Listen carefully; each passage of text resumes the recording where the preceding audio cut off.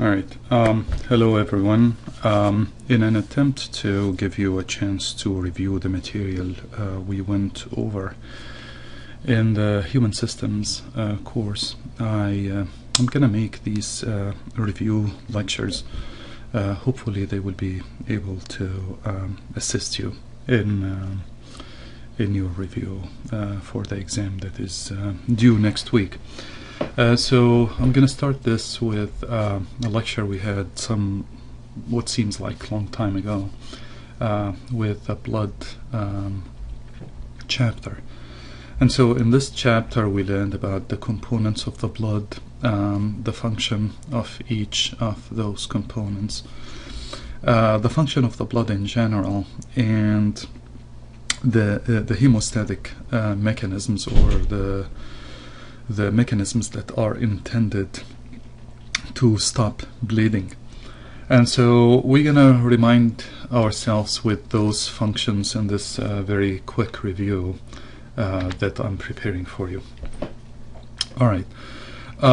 We already know from general biology and from previous lectures that the blood has several functions. One of them is respiratory functions, carrying the blood into the lungs, and at the lung level there will be exchange of gases. Carbon dioxide is going to leave and oxygen is going to get in, and then it takes that blood that is full of oxygen, and we call that oxygenated blood, into the tissues where another exchange will happen. The oxygen will be provided to the tissues, and carbon dioxide is going to be carried away from them.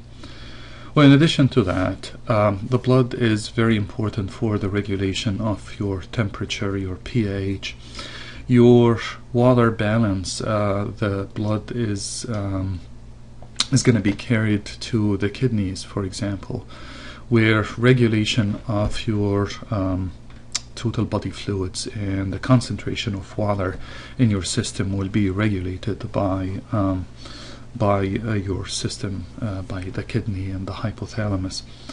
Why do we do that? Well, you don't want to start drinking 2 gallons of water and all this water is going to stay in your system.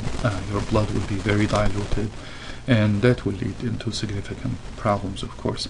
Some people that dare each other into drinking lots and lots of water and not calculating the time it takes for you to rid your system of the excessive water, they end up sometimes in serious health problems, and sometimes they die just because they have excessive water in their blood. Now, the blood is going to regulate your water content, of course, in conjunction with the kidney, and regulated by osmoreceptors in your hypothalamus. So the blood is also important for elimination of waste products. The blood is important for carrying the nutrients that you will absorb from your intestine into your tissues, glucose, amino acids, fatty acids. All of these will be carried around, and that will be the function of your blood. The blood is also performing, as we all know, immunological functions, because we have certain cells that will be able to attack organisms or even cancer cells, and therefore eliminating them. The blood also contains antibodies in the plasma that they were secreted by the plasma cells, as we learned in the immune section. And those antibodies, their function also is to enrich your immune system for better fighting those attacks against your body. So a summary slide here indicates the primary functions of the blood: transportation, like we said, nutrients, waste, hormones, gases. That includes oxygen, carbon dioxide. Nitric oxide is another important gas that also acts as a hormone. Regulation of the temperature. We know that when we are hot, our skin is warmer because you would like to allow the temperature to radiate from your skin. When you're feeling cold, then you are constricting the blood vessels, and therefore you're keeping your temperature and preventing the radiation through the skin. So the blood generally, yes, it regulates the temperature, and as I told you in the previous slide, it regulates your water volume.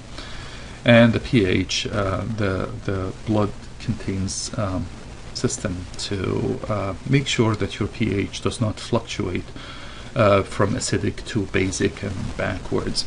You would like your pH to remain within neutral levels and very tightly regulated. And to ensure that we have proteins and we have bicarbonate and we have other systems like phosphate, all of them are intended to make sure that your pH does not vary too much. Okay. The defense, as I said earlier, you have cells or formed elements in your blood, and different cells have different functions, as we discussed in the lecture. In addition to that, you're going to have functions of the plasma. Plasma itself has complement proteins, has antibodies, and both of them are very important for your immune system, as you might remember from our immune lecture, which we will also have a review online lecture for.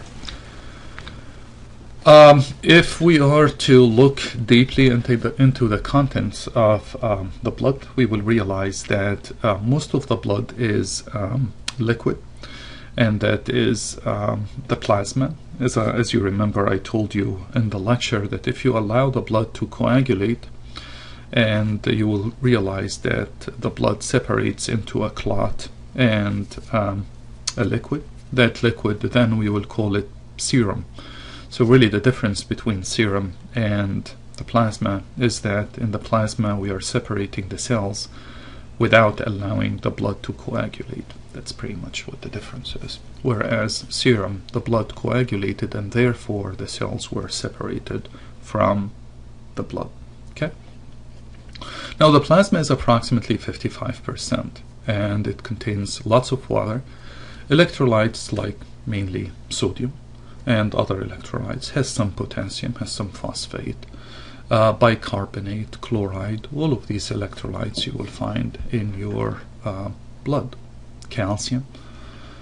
Has proteins. The main proteins are albumin, globulin, and clotting factors or clotting proteins.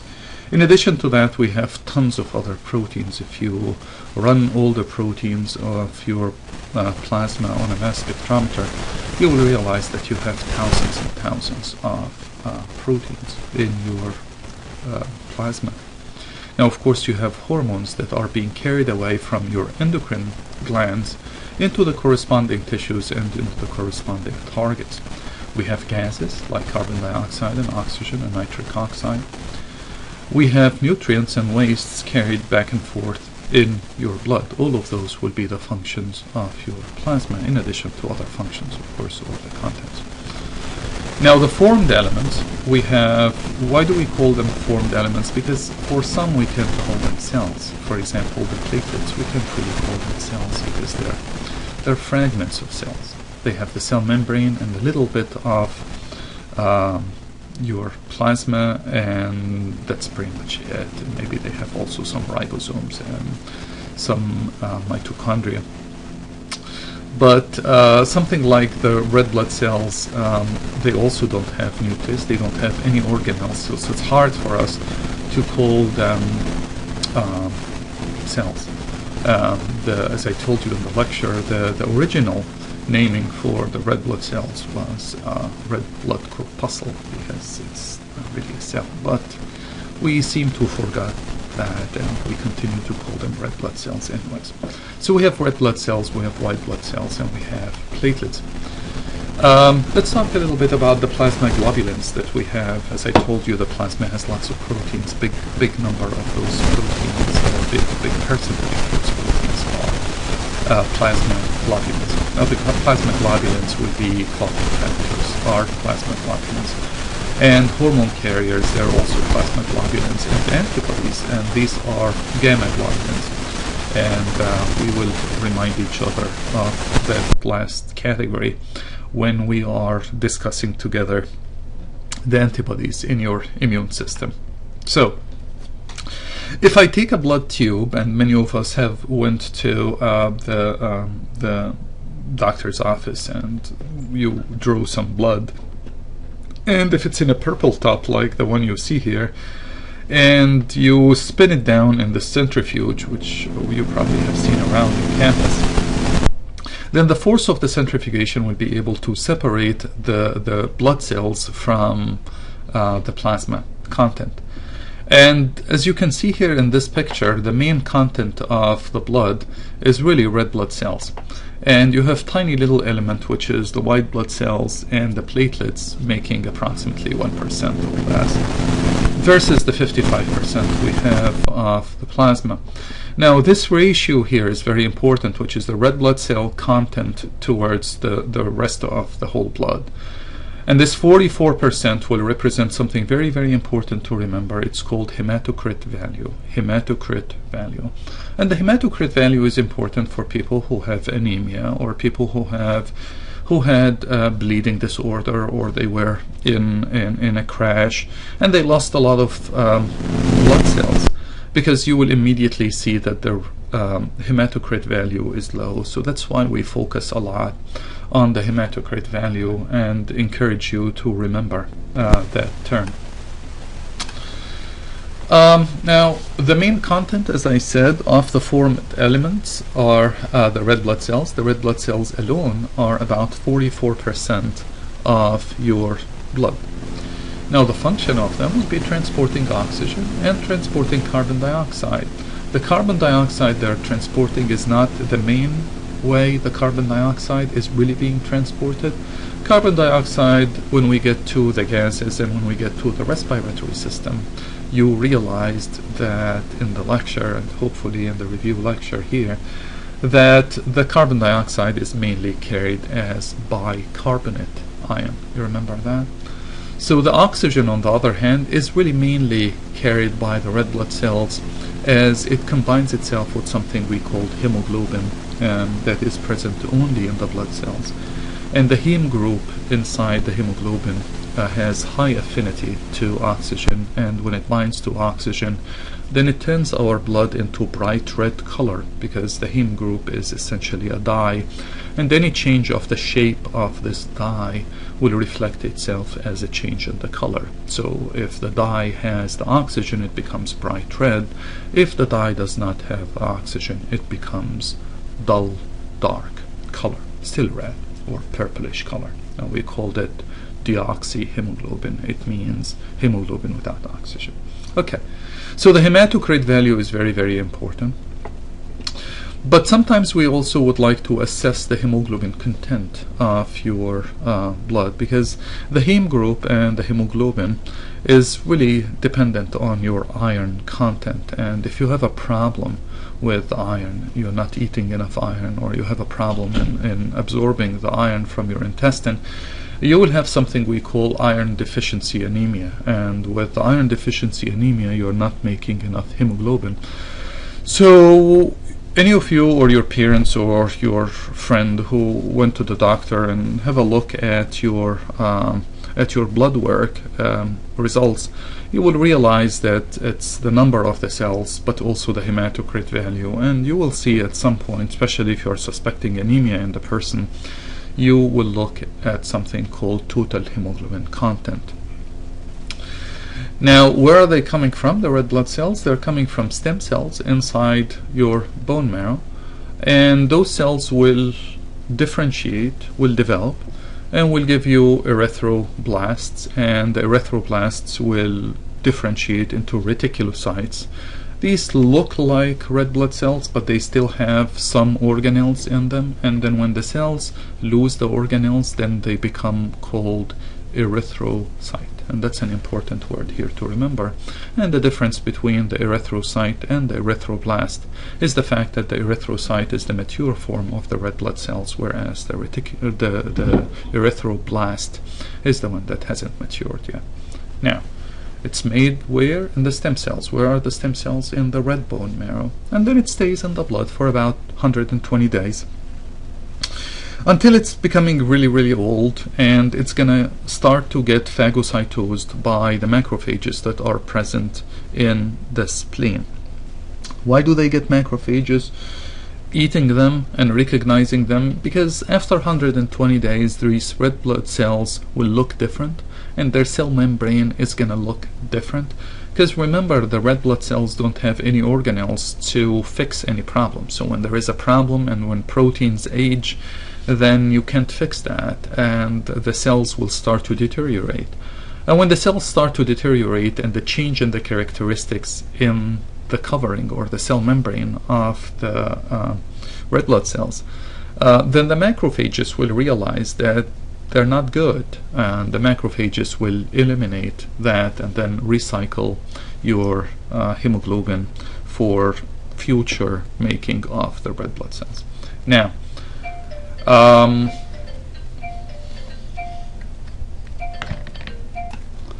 all right, and the regulation of the production has to be tightly controlled by your blood ability to carry oxygen, because the main function really of the red blood cells is to carry oxygen. And so in addition to other functions, the regulation of the pH and carrying some of the carbon dioxide, and we talked about that earlier. But if your oxygen is not enough, and if your kidney is not receiving enough oxygen, and we call that hypoxia. Hypoxia is the situation when you're not receiving enough oxygen. Then the kidneys are going to secrete more of an important hormone called erythropoietin. And if you look at the name here, you realize it has two components. Erythro, meaning red blood cells related, and poietin, making or stimulator. So it's the stimulator of making the red blood cells. And that's made by your kidneys, and it's going to stimulate the production of your red blood cells from the red bone marrow. And if you remember, we did talk a little bit in the lecture about the synthetic or the recombinant erythropoietin that people are using now, athletes especially, to dope to enhance their performance, especially those who are long distance runners or cyclists, because what they do is they try to enhance the ability of their blood to carry oxygen. And how would they do that? By doping on erythropoietin, and the erythropoietin will stimulate the production of the red blood cells, and therefore the blood now has more ability to carry oxygen. We did talk about that. Of course, the problem with this is that those athletes will have very thick blood because of the content of the cells will increase, and when they have thicker blood, then they have more tendency to coagulate and more tendency to have circulatory problems. So that's we hear that a lot about athletes who collapsed or got a heart attack or got a stroke, and unfortunately part of it is due to the erythropoietin. All right.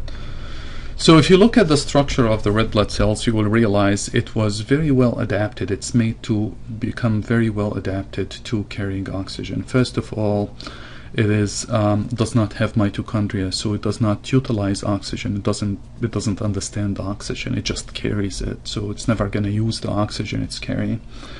The other thing, it's a biconcave shape, so it allows the red blood cells maximum exposure. Better than spherical shape, and also it allows the red blood cells flexibility, so it can squeeze in tight places like in terminal capillaries with this kind of structure.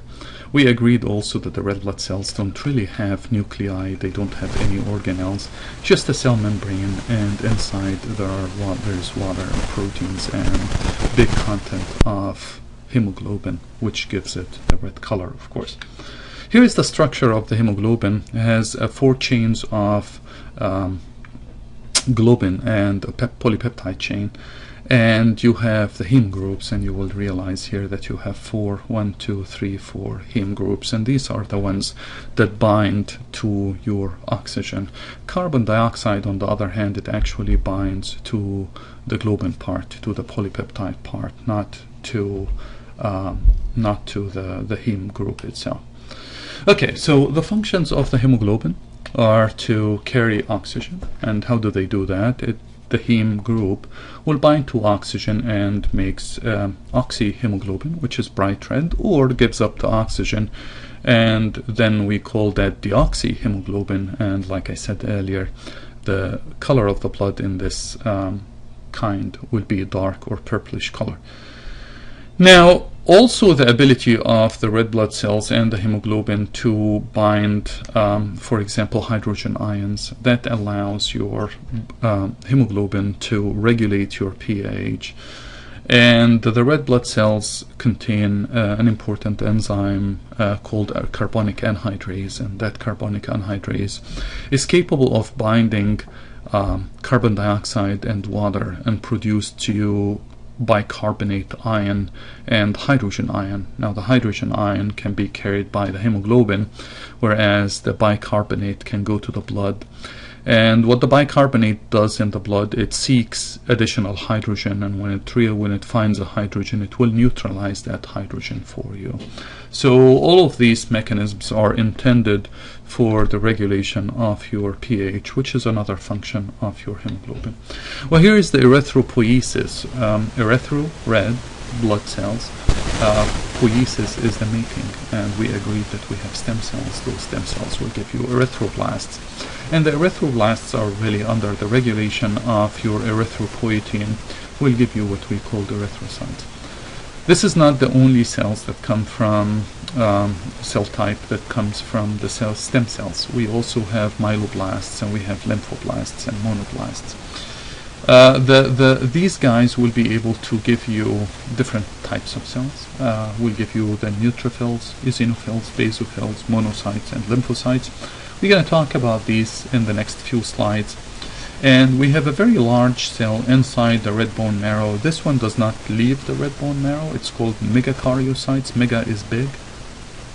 A megakaryoblast will differentiate into megakaryocyte, and the megakaryocyte is going to give you tiny little fragments, and those fragments are called the platelets. Meanwhile, the cell itself is sitting and not leaving your bone marrow.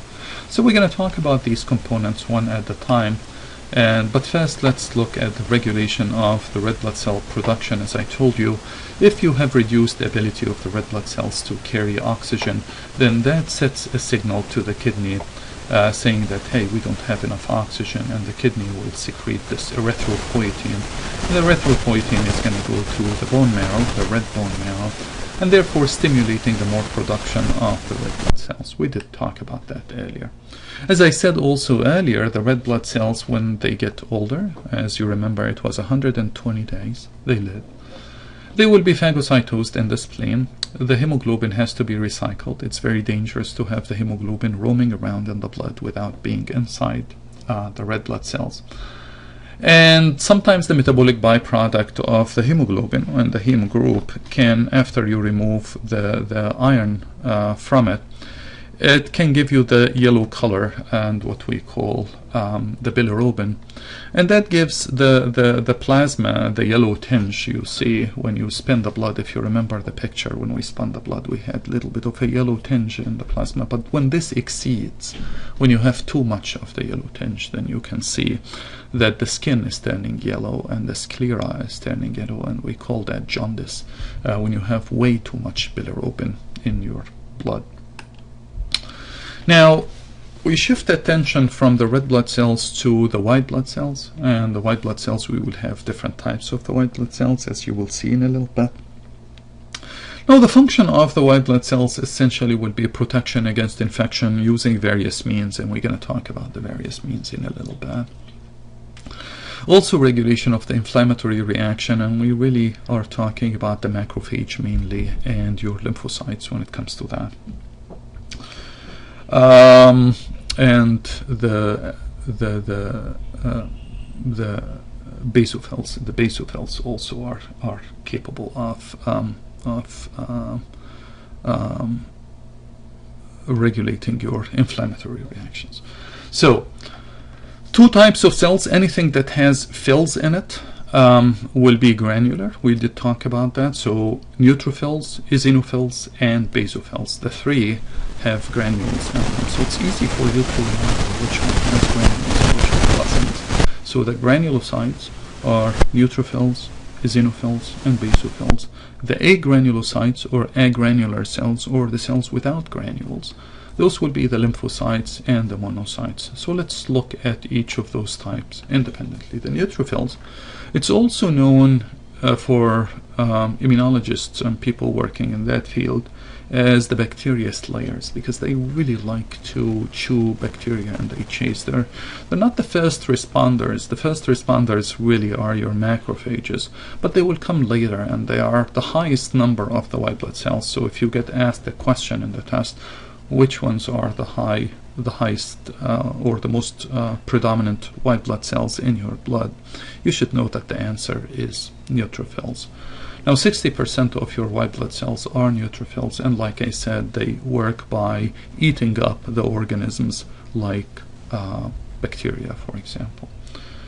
Now the second granular cells, remember anything that ends with phils is granulocyte. So eosinophil is really made initially to defend against parasites, because it doesn't phagocytose, but it lumps itself on a big organism like a parasite, a worm in the skin or something, to eliminate it. And it has been suspected that it is responsible for the severity of allergic reactions and increase in asthma attacks, especially in places where we don't have any parasites living in our system anymore. Now the basophils, on the other hand, are not that common, but they are important because they contain histamine granules, and the histamine, as you learned in the immune section, can cause vasodilation and can enhance the inflammatory reaction. And that's why when you are bit or stung by something, you take antihistaminics in order to suppress the action of histamine. But where is histamine coming from? In part it's coming from the basophils, but it's also coming from other cells that live inside your connective tissue inside the skin, and we call those other cells mast cells. Okay? So these are the granular cells. The agranular cells, that means cells without granules, will be the monocytes and the lymphocytes. Let's have a look at the monocytes. The monocytes, they're not that common, 5% or so of the circulating white blood cells. And once they leave the blood and they go into the tissue, we will call them macrophages. And we're going to stop here for the macrophage function, because that's really part of your immune system. But by default, the name macrophages indicate that they are big cells, macro, big, phage eaters, so the big eaters. So they are cells that eat the target, whether the target is dead tissue, bacteria, whatever, or particles that need to be eliminated. And they're big. Where are they coming from? From cells called monocytes. And those cells, just like all the blood cells, were formed somewhere in the red bone marrow. And once they differentiate, they leave the red bone marrow into your blood.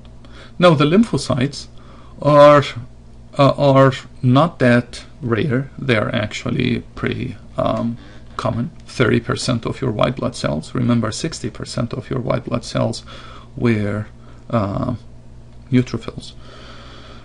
And they play important role in your immune system. We have, if you remember, we have B lymphocytes and T lymphocytes, and we're gonna again stop here talking about the lymphocytes, because that belongs to your immune system, and we're gonna discuss that a little bit further when we get to the immune system. So once again, we have granulocytes and we have agranulocytes. The granulocytes, or the cells with granules, white blood cells with granules, these are the ones that will have phils in their ending: neutrophils, basophils, eosinophils. And the other ones will be agranulocytes. And if you remember in the lecture, we talked how do you know, or how do you remember which cells are more prevalent than others. And we agreed that we can use the saying, not let monkeys eat banana. So not is neutrophils, so that's the most common. Let is the lymphocyte, that's the next one. Monkeys is the monocyte, that's the next one. Eat is eosinophils. And finally, the B is basophil. So not let monkey eat bananas. So this is how you remember which one is more common than the other. Okay? Now, the very last formed element we have, which is not a really cell, but it's a fragment of a cell, we call that platelets. And those platelets, they're coming from something we called megakaryocyte. These megakaryocytes live in the red bone marrow, and they will send you fragments, and those fragments will circulate in the blood, and they have very critical function in stopping the bleeding, and as we will see in a little bit. Another word for stopping the bleeding is hemostasis. Hemostasis is stopping the bleeding. Okay? Now, the hemostasis, or the process of stopping the bleeding, has three phases. The first phase is the blood vessel will try to react and eliminate the loss of the blood, and this is through sympathetic innervation. The blood vessel will constrict, will get smaller, and therefore tries to eliminate the bleeding through the cut. Now, the next thing is the platelet plug formation, and we're going to talk a little bit about that. But the platelet plug formation is not really that strong. What you really need is fibrous tissue, sort of like a very strong network that will take the platelets, will take blood cells, will take red blood cells, and then trap them and contract, and therefore making a very, very strong plug that has fibers connecting those cells together, and that will be called coagulation, and we're going to get into that in a little bit. When you cannot stop the bleeding, we call that process, we call that disease hemophilia. So it's the ability to bleed, or the more tendency or likely to bleed. Hemophilia, you like to bleed.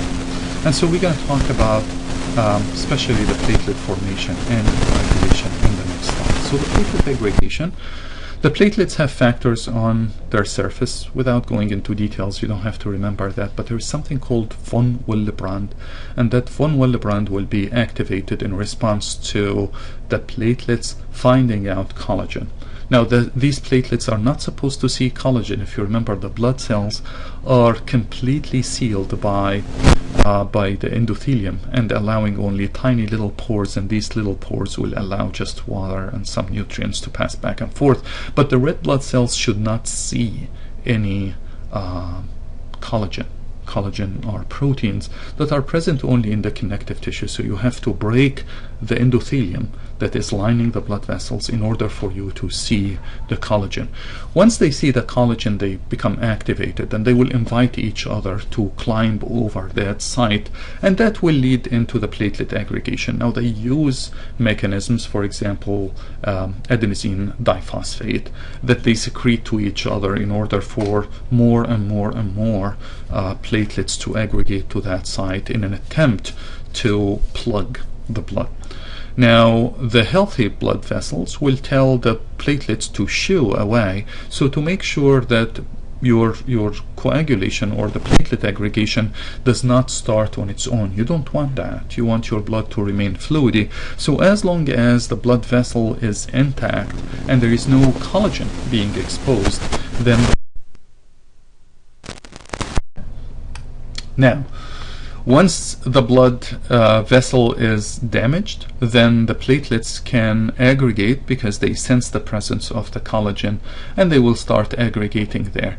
This kind of aggregation is going to start another mechanism which we call coagulation, and the clot formation or the coagulation is really the formation of these fibrin network, and the most important coagulation factor present, which is activated in a series of events. We have 12 different coagulation factors, but one of the most important coagulation factors is called thrombin, and it's activated from a precursor. That precursor is called prothrombin, and when you activate the thrombin will take liquid form of fibrin, what we call fibrinogen, and make it into fibrin, and that fibrin will become a rope that will entrap more cells, especially red blood cells, white blood cells, and will form to you a big clot, and this clot formation will prevent the leakage of the blood from that damaged vessel.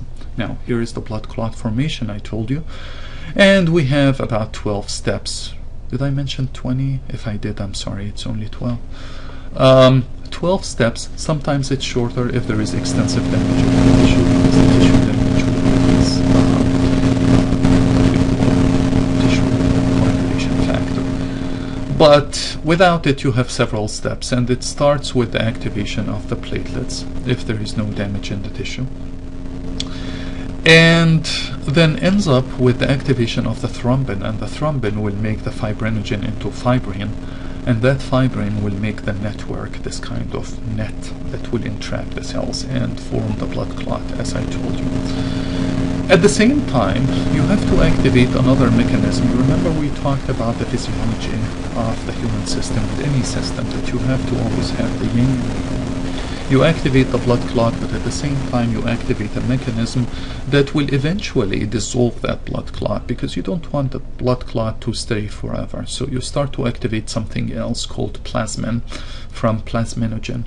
And that plasmin is essentially an enzyme that will destroy and chew away the blood clot. So at the same time you're making the blood clot, you want to make sure that the blood clot is not going to linger inside your blood vessels forever. You would like to remove that.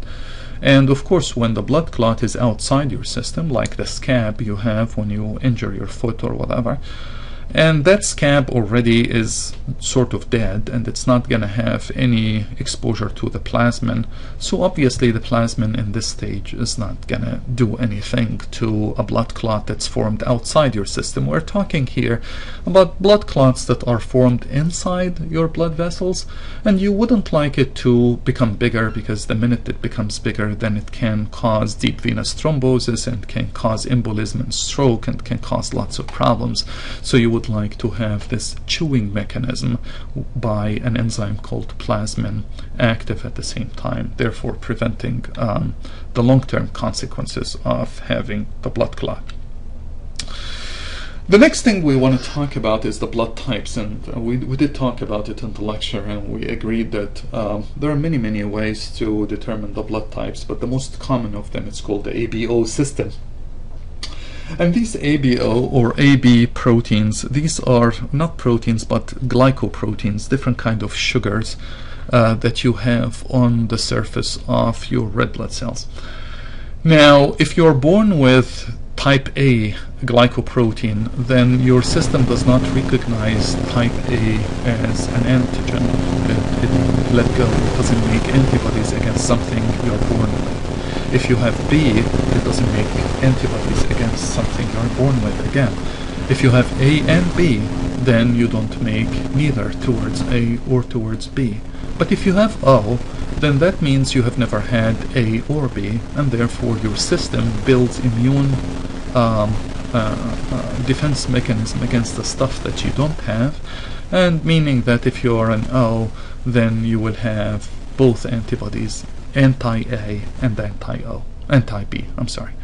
So this is how it works. If you have type A blood, then you have anti-B.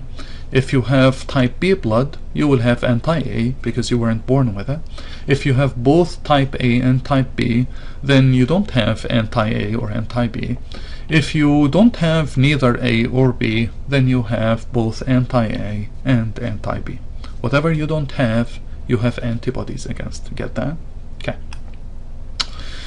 Now, this is very important in blood transfusion. Back in the 19th century, we didn't know about this. So in the beginning even of the 20th century, we didn't know about it. So when someone was bleeding, we would give them blood and not knowing. So essentially people were playing Russian roulette in giving mismatched blood because they didn't know any better. They thought that they were rescuing lives this way. And so that's with the ABO system, and that's why it's very important for us to understand the ABO system. And that's why O, having no proteins on the surface, or doesn't have not the proteins but the glycoproteins, the A or the B, therefore the O can give the blood to anyone, right? Because they don't have A or B on the surface, but they can't receive except from O, because an O person will have antibodies against A and will have antibodies against B, and so you can't give them A blood or B blood because immediately the blood will agglutinate and coagulate, and the only blood that they can receive is the O blood. So that's why we call the O person, or the O blood person, is a universal donor, and the AB person is a universal recipient. It can accept any type of blood. Now the RH system, on the other hand, that's important, but not as important as the ABO. The importance of it is that you should not be exposed more than once to the RH if you are RH negative. Remember that you don't make antibodies against something you're born with, unless of course there is an immune system disorder. Then you start chewing your own system, and we call that autoimmune reaction. But in normal situations, you don't have anti-RH if you are born with RH. But what happens is, upon the first exposure to RH positive blood, that means blood with RH on it, red blood cells with RH on it, then your system will recognize, hey, I haven't seen this protein before, let's make some antibodies against. So the first exposure is okay, but it's the second exposure. If you give again an RH positive to an RH negative person, then the problem is existing because you already have the antibodies against the RH, and that will lead to the destruction of your red blood cells. And so this is also important for pregnant women, especially if the father is Rh positive, the mother is Rh negative, and now the baby here is Rh positive. Now this is not a problem for the first pregnancy, but at the time of labor, some of the blood of the Rh positive is going to go to the woman, and therefore alerting the woman that there is something called Rh positive here, and the woman is going to start making antibodies. So in between pregnancies, now the woman has anti-Rh antibodies.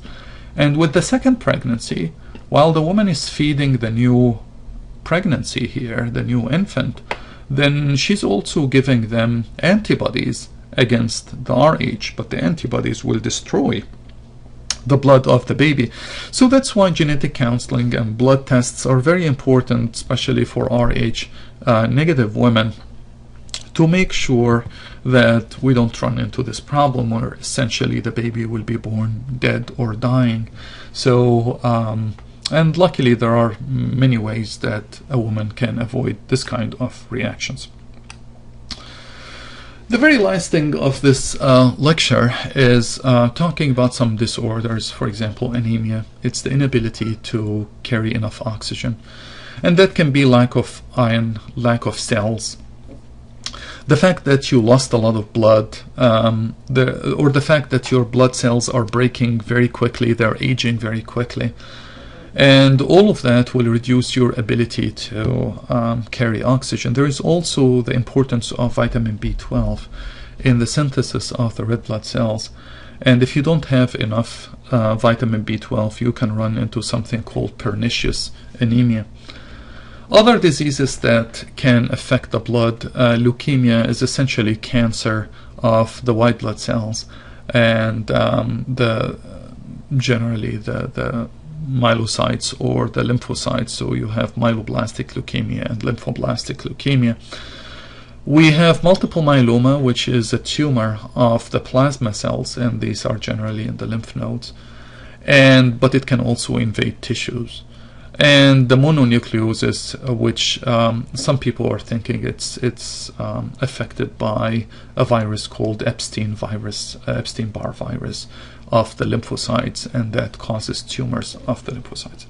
All right, so this was a really quick review of the blood, the components of the blood, the function of the blood components, and the mechanisms associated with stopping the bleeding. And finally, we ended it with the different blood types, the ABO system and the Rh system. And we did talk about certain disorders that you can run into when you have patients like with leukemia and with anemia, multiple myeloma, and so forth. All right, so I hope you will find this review helpful for you, and I will try to make, before the test, we should have at least a couple of more reviews that hopefully will enable you to wrap it up before the upcoming test. All right, have a great day.